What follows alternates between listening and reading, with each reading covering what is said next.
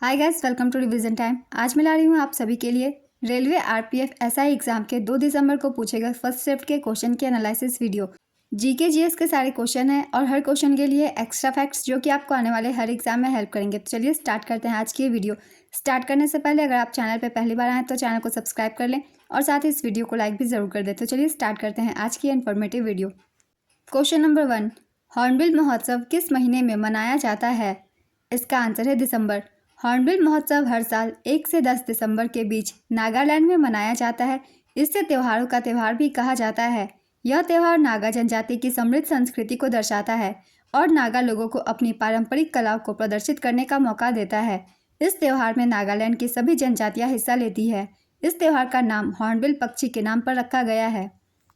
यह त्यौहार नागालैंड सरकार आयोजित करती है। पहला हॉर्नबिल महोत्सव साल 2000 में मनाया गया था। नागालैंड की अंगामी जनजाति भी फरवरी में सेक्रेनी महोत्सव मनाती है। यह अंगामी जनजाति का सबसे बड़ा त्यौहार है। यह दावत और गायन के साथ शुद्धिकरण का उत्सव है। नेक्स्ट क्वेश्चन, सीएजी किस अनुच्छेद से संबंधित है? इसका आंसर है अनुच्छेद 148 से 151। भारत का संविधान भाग 5 के तहत अध्याय 5 में भारत के नियंत्रक और महालेखा परीक्षक के एक स्वतंत्र पद का प्रावधान करता है। सीएजी का उल्लेख संविधान में अनुच्छेद 148 से 151 के तहत किया गया है। अनुच्छेद 148 भारत के नियंत्रक महालेखा परीक्षक की नियुक्ति से संबंधित है। अनुच्छेद 149 भारत के नियंत्रक महालेखा परीक्षक के कर्तव्य और शक्तियों से संबंधित है। अनुच्छेद 150 संघ के और राज्यों के लेखाओं का प्रारूप से संबंधित है। अनुच्छेद 151 लेखा परीक्षा प्रतिवेदन से संबंधित है।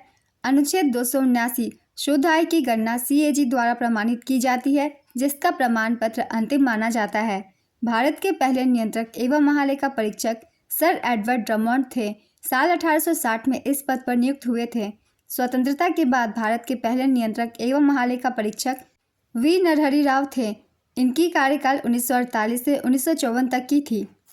7 अगस्त 2020 से नवंबर 2024 तक गिरीश चंद्र मुर्मू भारत के नियंत्रक एवं महालेखा परीक्षक थे।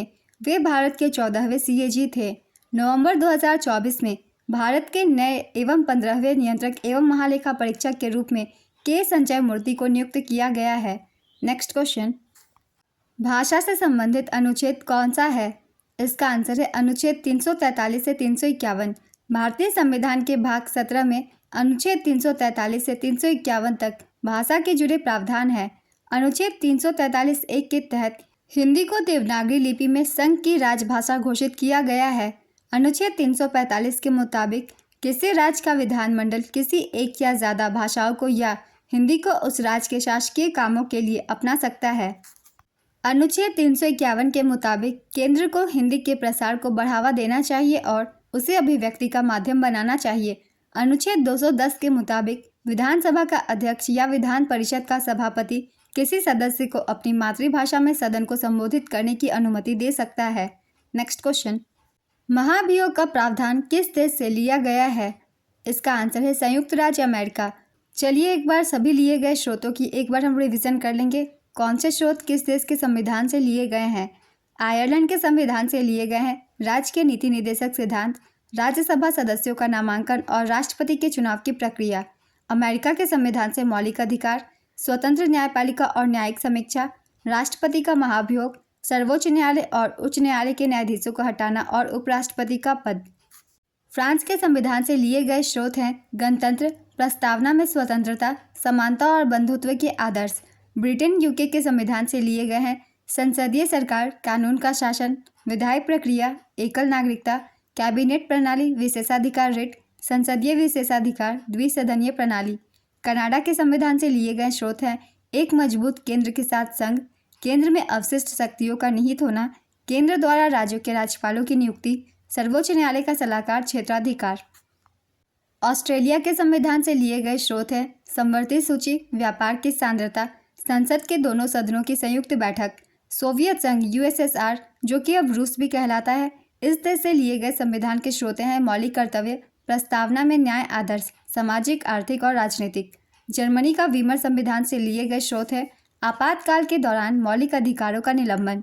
दक्षिण अफ्रीकी संविधान से लिए गए स्रोत हैं संविधान में संशोधन की प्रक्रिया, राज्यसभा के सदस्यों का चुनाव। जापान के संविधान से लिए गए स्रोत है कानून द्वारा स्थापित प्रक्रिया की अवधारणा। ये सभी स्रोतें ली गई है विदेशी संविधानों से। इन सभी को आप सब याद रखिएगा क्योंकि किसी भी स्रोत से क्वेश्चन पूछ लिए जाते हैं। नेक्स्ट क्वेश्चन, चींटी के डंक में कौन सा एसिड होता है? इसका आंसर है फॉर्मिक एसिड। फॉर्मिक अम्ल एक कार्बनिक यौगिक है। यह लाल चींटियों, शहद की मक्खियों, बिच्छू तथा बर्रों के डंकों में पाया जाता है। फॉर्मिक अम्ल का रासायनिक सूत्र HCOOH है। यह एक सरल कार्बोक्सिलिक अम्ल है। फॉर्मिक अम्ल का इस्तेमाल कपड़ा और चमड़े के प्रसंस्करण में किया जाता है। नेक्स्ट क्वेश्चन, न्यूनतम घनत्व वाला केंद्र शासित प्रदेश कौन सा है? इसका आंसर है अंडमान और निकोबार। 2011 की जनगणना के अनुसार भारत का जनसंख्या घनत्व 382 व्यक्ति प्रति वर्ग किलोमीटर है। 2011 की जनगणना के अनुसार न्यूनतम जनसंख्या घनत्व वाला केंद्र शासित प्रदेश अंडमान निकोबार द्वीप समूह है। यहाँ की जनसंख्या घनत्व 46 व्यक्ति प्रति वर्ग किलोमीटर है। जनसंख्या घनत्व 2011 से सारे डाटा को मैं एक बार लिख देती हूँ, आप सब रिवीजन कर लीजिएगा। जनसंख्या घनत्व से इससे क्वेश्चन आपके बाहर नहीं जाएंगे, इन सभी डाटा से ही क्वेश्चन पूछे जाते हैं। 2011 की जनगणना के अनुसार सर्वाधिक जनसंख्या घनत्व वाला केंद्र शासित प्रदेश दिल्ली है। यहाँ की जनसंख्या घनत्व 11,320 व्यक्ति प्रति वर्ग किलोमीटर है। दिल्ली के बाद चंडीगढ़ है, इसकी घनत्व 9,258 व्यक्ति प्रति वर्ग किलोमीटर है। और तीसरे स्थान पर है पुदुचेरी, यहाँ 2,547 व्यक्ति प्रति वर्ग किलोमीटर है।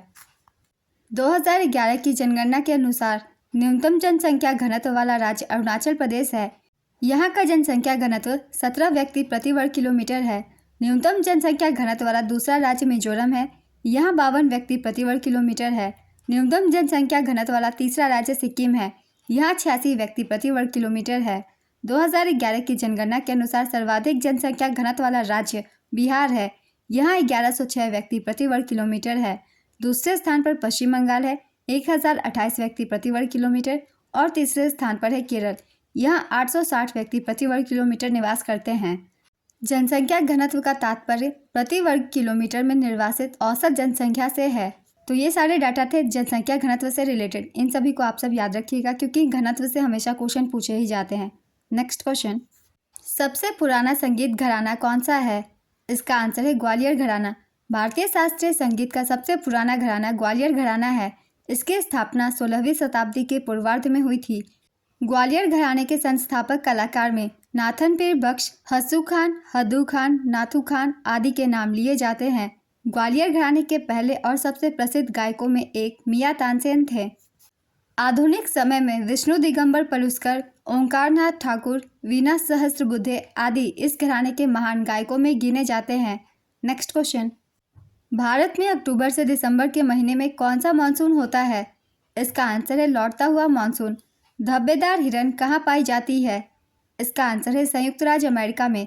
धब्बेदार हिरन दक्षिण पूर्व संयुक्त राज्य अमेरिका के तटीय क्षेत्रों में पाई जाती है।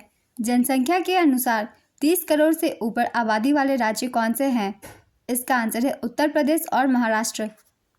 नेक्स्ट क्वेश्चन, सीमा सुरक्षा बल की पहली महिला स्नाइपर कौन है?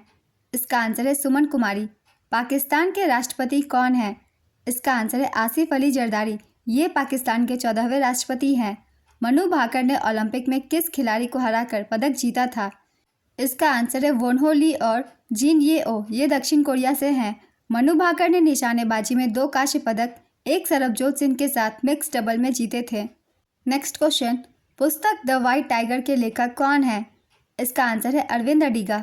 अरविंद अडिगा की कुछ और अन्य महत्वपूर्ण पुस्तकें हैं जिनसे भी क्वेश्चन पूछे जाते हैं। चलिए एक बार रिवीजन कर लेते हैं। Selection day, last man in tower, the assassinations, amnesty.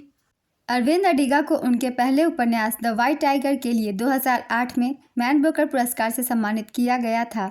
Next question, प्रधानमंत्री स्वनिधि योजना को वर्ष 2024 तक कितने साल हो गए?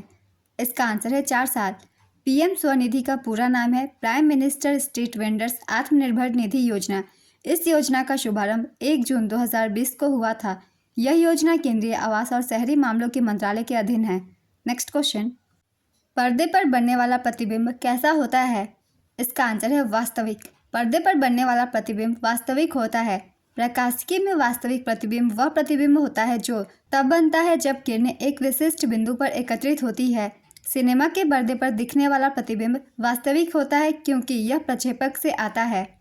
वास्तविक प्रतिबिंब बनाने के लिए प्रकाश की किरणें को दर्पण से परावर्तित होकर पर्दे पर एक विशेष बिंदु पर पड़ना होता है। वास्तविक प्रतिबिंब दर्पण के सामने बनता है, वही अवतल दर्पण से पर्दे पर बनने वाला प्रतिबिंब आभासी प्रतिबिंब होता है। यह प्रतिबिंब उल्टा वास्तविक और वस्तु से बड़ा होता है।